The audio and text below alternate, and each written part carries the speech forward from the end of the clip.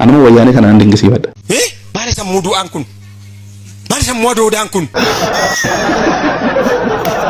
Shanii maankaa qabate sitti nuuf. Kun waan isin aswarri televizyinii kanarra ooltan haasoftaniidha malee. Yoo si ariin aspaaltir. Maaltu nu ariyaa? Ammudoon baadiyyaa jiraadha baadiyyaan jiraadha. Maaliin kun hayyuudha moo xiinxalaadha moo xibaaraadha moo maaliin? Kaayyoo ishillee galmaan ga'uun miidheessume. Tokko immoo nyaara hin qabu hin kijibuu miti hin tarsa. Kotta maara taana. Maqaa Yesuus Kiristoosiin. Isin warra du'ammoo warra jiru. Nde immaraatti moo ani eessatti hin si beeka? Ati moo? Namichi of wallaale. Qani lafa sitti dhidhiitu. Maaloo Nummoo kanaan lafa dhiin. anis immoo nan sirbaatii anas nan dhowwina. Maali sammuu adoodaan kun? Faayidaa tokko hin qabdu. Boruun jira. Ani wajjin deeme nan deema mootummaa wajjin shanee balleessuudhaaf. Du'aaf jarjarta ka awwaalchaaf jarjarta ka awwaalchuma ofii keetii. Shanee balleessuun yeroo baay'een isaan gaafadhee na didan. Maa innati titiisi namaa Akkanuma godhunaa kennaan na didan.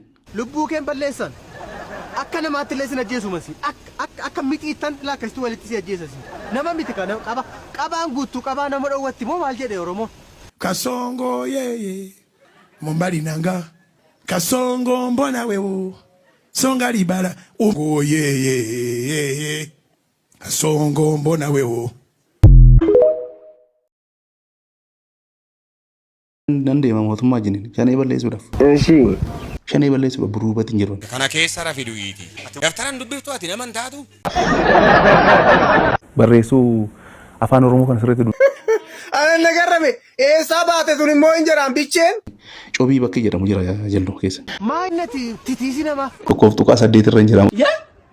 Miilan 5 fuudhee. Kaballaa sitti hodhanii dhugaa waaqayyo sitti maali? Anuma yeroo baay'ee yaadni isaa irra yoo nan kumachaa jiru mootummaadha. Shaydan balaash. Eeji. Isa siin dhaga'u. Torbee kana keessa xaafii safara keessanii funaantu. Inna ga'u gurri keema kana booda. Qola si godhan lafa si qabu. Itoophiyaan rakkoo guddaa qabdi.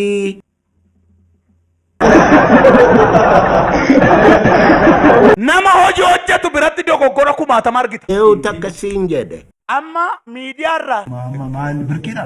Isuma dhugumaan siin jedhama. Kaballaa gurra keetti si. Nayida.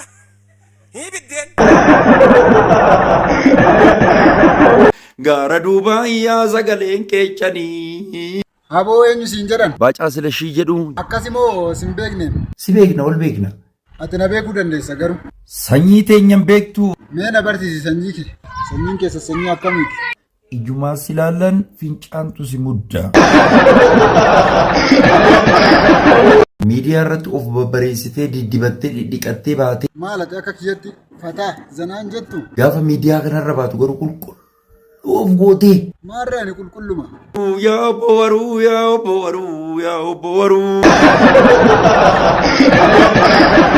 Tole amma hojiin kee maa inni ree? Sukaara osoo natuu mataan kiyyaa bakka lama falaxame.